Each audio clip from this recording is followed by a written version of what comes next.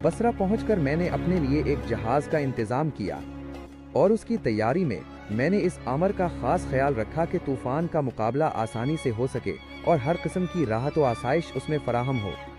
जहाज तैयार हो गया तो हम सफ़र पर रवाना हो गए और मुख्तलिफ मकामात से होते हुए एक जजीरे में पहुंचे। वहां मैंने सैमुरख का अंडा देखा और अपने साथियों को भी दिखलाया। मेरे साथी मना करने के बावजूद इस अंडे को तोड़ कर खा गए। मैंने कहा कि जो तुमने किया उसका नतीजा खतरनाक होगा, फौरन लंगर उठाओ और यहाँ से चल दो। चुनाचे जल्द सवार होकर हम वहाँ से रवाना हो गए, लेकिन ज्यादा दूर नहीं गए थे कि सैमुरख का जोड़ा आ गया और अपने अंडे को टूटा हुआ देखकर गैज़ो गज़ब के आलम में जहाज पर हमला आवर हुआ और बड़े बड़े पत्थर उठाकर जहाज पर गिराने शुरू कर दिए। कप्तान ने हर चंद कोशिश की कि जहाज को उस मुसीबत से बचा ले, लेकिन मुमकिन न हो सका। आखिर इस जोड़े ने इतने पत्थर जहाज पर बरसाए कि जहाज तबाह हो गया और बहुत से साथी हलाक हो गए। हम तख्तों के सहारे तैरने लगे। मुझे मालूम नहीं मेरे साथियों का क्या हशर हुआ। बहरहाल मुझे मौजें लिए फिरती रहें। तमाम दिन की मुसीबत के बाद एक ज़ोरदार मौज ने मुझे एक सरसब्ज़ो शादाब छोटे से जजीरे में ला डाला। मैं जूं तूं करके उठा और साफ जगह देखकर लेटने का इंतज़ाम किया। खाने की इस जजीरे में कोई कमी न थी।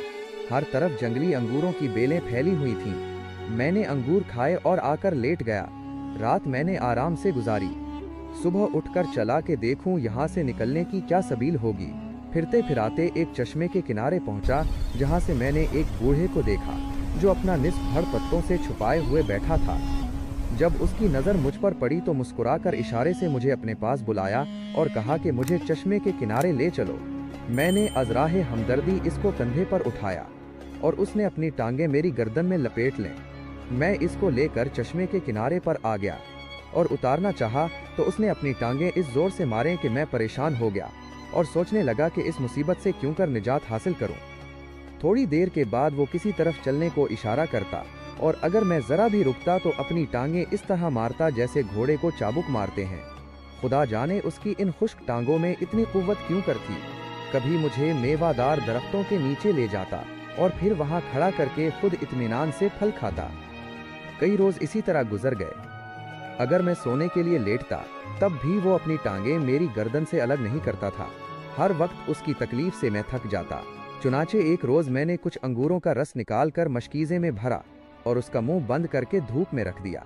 2-4 रोज में शराब तैयार हो गई। जब ज्यादा थकान होती तो उसमें से 2-4 घूंट पी लिया करता था। एक रोज इस बूढ़े ने भी इसे पीने की ख्वाहिश जाहिर की। दफतन मुझे ख्याल आया कि उसको खूब शराब पिलाकर बेहोश कर दूं, तब इससे